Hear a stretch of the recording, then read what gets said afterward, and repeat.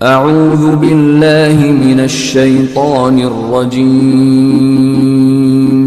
بسم اللہ الرحمن الرحیم یا ایھا الذین آمنوا کتب علیکم القصاص فی القتل الحر بالحر والعبد بالعبد والانثى بالانثى فمن عفی له من اخیہ شیء فاتباع بالمعروف واداء الیہ بإحسان ذلک تخفیف من ربکم ورحمہ فمن اعتدی بعد ذلک فلہ عذاب علیم۔ اب یہ ایک دوسرا مسئلہ ہے، اس میں مسئلہ ہے قصاص کا۔ اے ایمان والو، تم پر قصاص فرض کیا گیا ہے تمہارے مقتولین کے بارے میں جس کو قتل کر دیا جائے۔ الحر بالحر، آزاد کا قصاص آزادی سے لیا جائے گا، اور غلام کا غلام سے، اور عورت کا عورت سے۔ جس کے لیے معاف کر دیا گیا اس کے بھائی کی طرف سے کچھ بھی، تو اچھے انداز میں اس کی پیروی کرنا ہے اور بھلائی کے ساتھ اس کی ادائیگی کر دینا ہے۔ یہ تمہارے رب کی طرف سے تخفیف ہے، ہلکا کرنا ہے، اور اللہ کی طرف سے رحمت ہے۔ جو شخص اس کے بعد زیادتی کرے تو اس کے لیے دردناک عذاب ہے۔ یہ اس کا ترجمہ ہوا۔ قرآن نے کہا کہ اگر کوئی آدمی کسی آدمی کو قتل کر دے جان بوجھ کر، جس کو قتل عمد بولتے ہیں، مطلب یہ ہے کہ قتل عمد کی تعریف کرتے فقہا کہ دھاردار چیز سے کوئی جان بوجھ کر بالقصد و بالارادہ کسی مسلمان کا قتل کر دے، یا ایسے غیر مسلم کا قتل کر دے جو مسلمان ملک میں ٹیکس دے کر کے رہتا ہے، جزیہ ادا کر کے رہتا ہے، اس کا معاہدہ ہے، تو اس کے بدلے میں قاتل کو قتل کیا جائے گا۔ یہ قانون ہے شریعت۔ ابھی کچھ دن پہلے، اس مہینے سے پہلے والے مہینے میں عرب میں ایک واقعہ پیش آیا۔ ایک لڑکے نے اپنے رشتہ دار، تھوڑا دور کے رشتہ دار کی لڑکی تھی، اس کو قتل کر دیا۔ اب قانون یہی ہے شریعت کا کہ جو قاتل ہے اس کو قتل کیا جائے گا مقدمہ، لیکن اس میں یہ بات ذہن میں رہے کہ قاتل کو جو قتل کرنے کا حکم ہے نا، تو یہ نہیں ہے کہ کسی کو قتل کر دیا تو اس کے لوگ جا کر کے اس کو قتل کر دیں۔ مطلب یہ ہے کہ یہ بات عدالت میں رکھے اور ثبوت کے ساتھ کہ میرے فلاں رشتہ دار کو فلاں نے قتل کیا، پھر عدالت جو ہے وہ قانون کے ذریعے سے اس کا قتل کرے گی۔ یہ نہیں کہ کوئی قتل ہو گیا تو فلاں قتل کر دے، پھر تو قتل کا دروازہ کھلے گا۔ قانون کو اپنے ہاتھ میں لینے کی اجازت نہیں۔ بہرحال تو وہ مقدمہ گیا قاضی کے پاس، ابھی 1 مہینہ پہلے کا واقعہ ہے۔ مقدمہ قاضی کے پاس گیا اور قاضی نے فیصلہ کیا کہ اس کو قصاص میں قتل کیا جائے۔ لیکن آگے جو قرآن میں بات آ رہی ہے کہ ذالک تخفیف من ربکم، یہ تمہارے رب کی طرف سے ہلکا کرنا ہے، تو اس میں ایک آپشن یہ ہے کہ قاتل کو تو قتل کیا جائے گا، لیکن اگر ان کے جو مقتول کے ورثہ، جس کو قتل کیا گیا ہے، اس کے جو وارث لوگ ہیں، وہ اگر یہ کہے کہ بھائی جن کو قتل ہونا تھا وہ تو دنیا سے چلا گیا، اب اس کو قتل نہ کر کے اس کی دیت دے دی جائے تو ہم مطلب اس کے قتل کو معاف کر دیں گے، دیت ادا کر دیتے، تو اس کی گنجائش رکھی گئی۔ دیت کیا ہے؟ 100 اونٹ ادا کرنا اس کو، یا پھر سونا ہے تو 1000 دینار، اب 10,000 درہم۔ 1000 دینار کا مطلب سونے کا 1000 کا سکہ، 1000 سکہ سونے کا، اور چاندی ہے تو 10,000 درہم، یعنی چاندی کا سکہ 10,000۔ یہ دیت خون بہا جس کو بولتے ہیں۔ تو یہ جو جس لڑکے نے قتل کیا تھا، نوجوان لڑکے نے قتل کر دیا تھا، تو اس کے وارث لوگ، ان کے جو خاندان کے لوگ تھے، وہ پورے کے پورے گئے جن کے قتل ہوا تھا ان کے گھر، اور بہت زیادہ منانے کی کوشش کیا، اور بالکل اپنے آپ کو، جو عربوں میں عام طور پر ان کا مزاج نہیں ہوتا ہے، اس مزاج سے بھی تھوڑا سا آگے بڑھ کر کے اپنے گھٹنے کو باندھ لیا، اس کے سامنے جو ہے وہ گھٹنا ٹیک دیا، بہت منانے کی کوشش کیا، لیکن وہ لوگ مانے نہیں، دیت لینے کے لیے تیار نہیں ہوئے۔ انہوں نے کہنا تھا کہ نہیں، جو سزا ہے پہلی سزا قتل کی وہی ہوگی، یہ تو دوسری سزا ہے کہ اگر یہ لوگ معاف کر دے تو اللہ تعالیٰ اجازت دیتے ہیں، نہیں معاف کرے تو نہیں اجازت۔ نتیجہ یہ ہوا کہ اس لڑکے کو بھی قصاص میں قتل کیا گیا، یہ کچھ دن پہلے کا واقعہ۔ تو قرآن میں یہ ہے کہ اگر کسی نے کسی کو جان بوجھ کر قتل کیا ہے تو اس کی سزا بھی قتل ہی ہے۔ پہلے زمانے میں کیا ہوتا تھا کہ اگر کسی غلام نے قتل کیا ہے تو لوگ کہتے تھے کہ اگرچہ میرا غلام قتل کیا ہے لیکن ہم اس میں سے جس سے اس کا غلام ہے نا اس کے آزاد آدمی کو قتل کریں گے۔ کسی عورت سے کوئی قتل ہو گیا ہے تو بولتے تھے کہ نہیں بدلے میں عورت قتل نہیں ہوگی بلکہ مرد کو ہم قتل کریں گے۔ قرآن نے کہا کہ نہیں، ایسا نہیں، جو قاتل ہے اسی کو قتل کیا جائے گا، چاہے وہ مرد ہو، چاہے عورت ہو، چاہے غلام ہو، چاہے آزاد ہو، کوئی بھی ہو۔ جس نے قتل کیا ہے قتل اس کو بدلے میں کیا جائے گا، دوسرے کو نہیں قتل کیا جائے گا۔ اسی کو کہا الحر بالحر والعبد بالعبد والانثى بالانثى۔ اگر آزاد نے قتل کیا ہے تو اس کے بدلے میں وہی آزاد قتل ہوگا۔ قاتل اگر آزاد ہے تو اس کو قتل کیا جائے گا، قاتل اگر غلام ہے تو اس کو قتل کیا جائے گا، قاتل اگر عورت ہے تو اس کو قتل کیا جائے گا۔ لیکن اگر مقتول کے ورثہ فمن عفی لہ من اخیہ، اس کا جو بھائی ہے، یہ قرآن نے تصور دینے کی کوشش کیا کہ دیکھو غلطی سے اگرچہ اس نے قتل کیا ہے لیکن بہرحال وہ تمہارا بھائی ہے، اس لیے یہ لفظ استعمال کیا فمن عفی لہ من اخیہ شیء، کہ اس کے بھائی کی طرف سے کوئی آدمی اگر کچھ معاف کر دے۔ کچھ معاف کر دینے کا مطلب یہ ہے کہ مان لیجیے کہ ایک آدمی کا قتل ہوا ہے، اس مقتول جو مر گیا ہے اس کے خاندان کے بہت سارے افراد ہیں، وارث ہے۔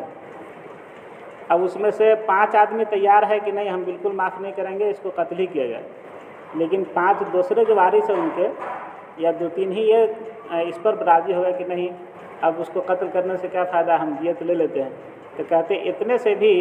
قتل اس سے ٹل جائے گا اور دیت دے کر کے اس کا چھٹکارا ہو جائے گا۔ دیت دے کر کے اس کا چھٹکارا، اگر کچھ وارث بھی تیار ہو جاتے ہیں، شیون کا جو لفظ استعمال کیا نا وہ اس سے یہ سمجھ میں آیا، مفسرین نے لکھا کہ کچھ لوگ بھی اگر تیار ہو جائے، اگر یہ کہ پورا ون سائیڈڈ ہے، جتنے ان کے وارث ہیں نا سب کی ایک ہی زبان ہے کہ نہیں ہم کو پیسہ نہیں چاہیے، ہم کو اس کے بدلے میں اس کا قتل چاہیے، تب تو قتل ہی کرنا چاہیے۔ لیکن مان لیجیے کہ 10 آدمی اس کے وارث ہے، اس کے وارث جتنے بھی جائیداد چھوڑ رہا ہے اس کا وارث 10 آدمی ہونے والا ہے، اور اس میں سے کچھ لوگ کا یہ ہے کہ نہیں معاف کر دیا جائے، اب کچھ لوگ کا ہے کہ معاف نہیں کیا جائے، تو اعتبار کیا جائے گا ان لوگوں کا جو کہتے ہیں کہ معاف کر دیا جائے، اور پھر اس سے قتل ثابت ہو جائے گا اور اس کو خوب بہا دینا پڑے گا۔ اور پورے خاندان کے لوگ جو ہے نا، ظاہر سی بات ہے ایک بڑی رقم ہے، 100 اونٹ یا 1000 دینار یا 10,000 درہم، یہ ایک بڑی رقم ہے، تو اس میں حکم ہے کہ اس کے خاندان کے لوگ اس کی معاونت کریں گے، اس میں اس کی مدد کریں گے اس کو ادا کرنے میں۔ اس کے آگے قرآن نے کہا ہے فاتباع بالمعروف۔ اب یہ بات ہو گئی کہ قتل نہ کیا جائے گا بلکہ دیت لے کر کے چھوڑ دیا جائے گا، تو اب جو مقتول کے ورثہ ہے نا جس کا قتل ہوا ہے، تو اس کے وارثوں کے لیے یہ ضروری ہے کہ اس سے جو ادائیگی کا مطالبہ کرے تو اس میں بھی اچھائی کا لحاظ رکھے۔ اچھائی کا لحاظ رکھنے کا مطلب یہ ہے کہ جیسے مان لیجیے کہ اونٹ دینا ہے تو اس میں وہ یہ شرط نہ لگائے کہ نہیں 100 اونٹ جو لیں گے وہ ہم سب گابھن اونٹنی لیں گے یا سب جوان اونٹنی لیں گے، اس میں کٹگھڑی متعین ہے۔ فقہ نے اس کی باضابطہ الگ الگ تشریح کیا ہے کہ 20 اونٹ جو ہے وہ 1 سال کا بچہ ہوگا، 20 جو ہے وہ 2 سال کا بچہ ہوگا، 20 اونٹ 3 سال کا بچہ ہوگا، 20 اونٹ 4 سال کا بچہ ہوگا، 20 اونٹ 5 سال کا، اس طرح 20 کر کے 100 پورا آ جائے گا۔ اب سب جو ہے جوان اونٹنی کا مطالبہ اگر کیا جائے تو اس کے لیے مشکل کی بات ہے، تو ایسا مطالبہ نہیں کرے۔ اور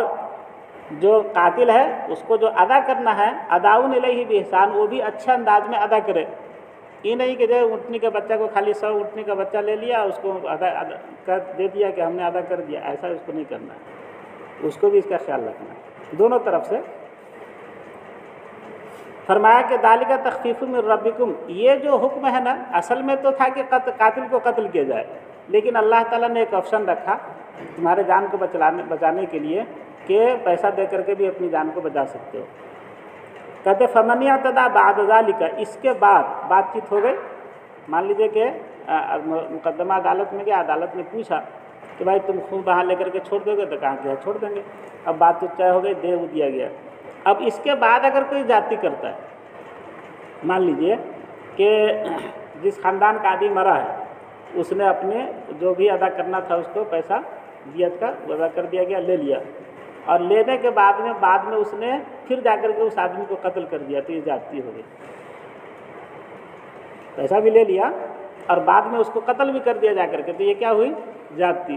قرآن کہتا ہے کہ اگر اس طرح کی کوئی زیادتی کرتا ہے تو اس کو دردناک عذاب ملے گا۔ جب بات ایک مرتبہ جو ہو گئی طے تو ہو گئی، اب اس سے آگے نہیں بڑھنا ہے۔ یا پھر یہ کہ قاتل جو ہے، جس نے قتل کیا ہے، وہ دینے کے لیے تو ادا کر دیا، لیکن دل میں رکھے ہوا اچھا ہم سے اتنا لے لیا ہے، ہم پھر کسی اور کا قتل کر دیں گے، تو کہتے یہ زیادتی ہے، یہ نہیں کرنا ہے۔ اگر ایسا کوئی کرے گا اس کے بعد فمن اعتدی بعد ذلک فلہ عذاب علیم، تو اس کے لیے دردناک عذاب ہے۔ اب قرآن کی ایک چھوٹی سی آیت ہے، لکم فی القصاص حیات یا اولی الالباب، اے عقل والو تمہارے لیے اس قصاص میں زندگی ہے۔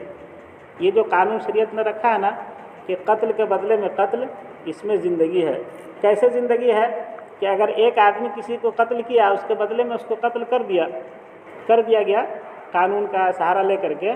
تو بہت سارا قتل جو ہے رک جائے گا۔ آدمی سوچے گا کہ نہیں، کسی کو قتل کرنے کے لیے پہلے تو وہ 100 مرتبہ سوچے گا کہ چونکہ قانون یہ ہے کہ قتل، تو اس کا مطلب دوسرے کو قتل کرنے کا مطلب ہے کہ ہم دنیا سے گئے،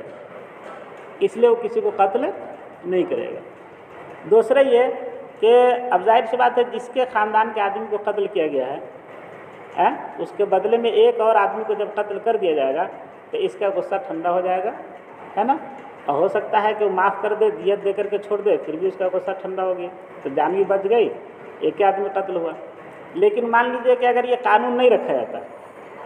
تو اب اس کے غصے کی آگ تو بجھتی نہیں، اب وہ اس خاندان کے آدمی کو قتل کرتا، اور پھر جو ہے وہ اس خاندان کے آدمی کو قتل کرتا، اب بے گناہوں کا بہت زیادہ قتل ہوتا اس میں، اب قتل کا ایک لمبا سلسلہ شروع ہوتا۔ تو بہت سارے قتل سے بچانے کے لیے شریعت نے، قرآن نے یہ قانون بنایا کہ ایک آدمی کو قتل کر دو، بہت سے بے گناہ قتل ہونے سے بچ جائیں گے۔ اس طرح اس قصاص میں زندگی ہے۔ بہت سارے لوگ اعتراض کرتے ہیں کہ مان لیجیے کوئی آدمی کسی کو قتل کر دیا تو ذہنی بیمار رہا ہوگا، فنا رہا ہوگا، تو بیمار آدمی کا قتل کرنا کیا ضروری ہے نا؟ ایک تو قتل ہوئی گئی، ایک کی جان چلی گئی، پھر دوسرے کی جان۔ تو جو لوگ کہتے ہیں کہ جیسے کسی بیماری کی وجہ سے قتل کر دیا ہوگا، ذہنی بیماری کی وجہ سے، تو یہ بھی تو ہے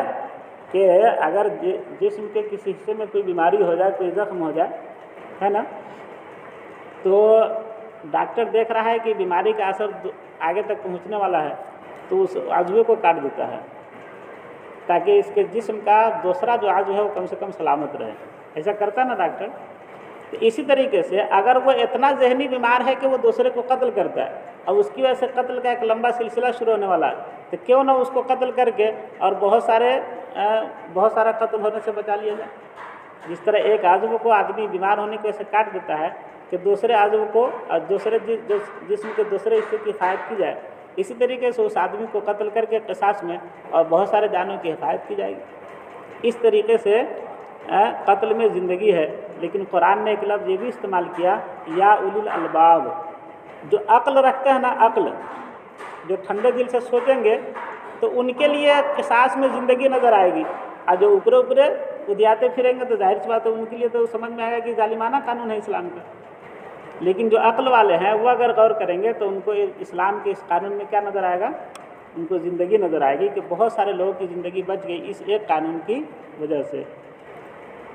لعلکم تتقون، مقصد یہ ہے کہ تم بچنے والے بن جاؤ۔ اس قانون کا مقصد یہ ہے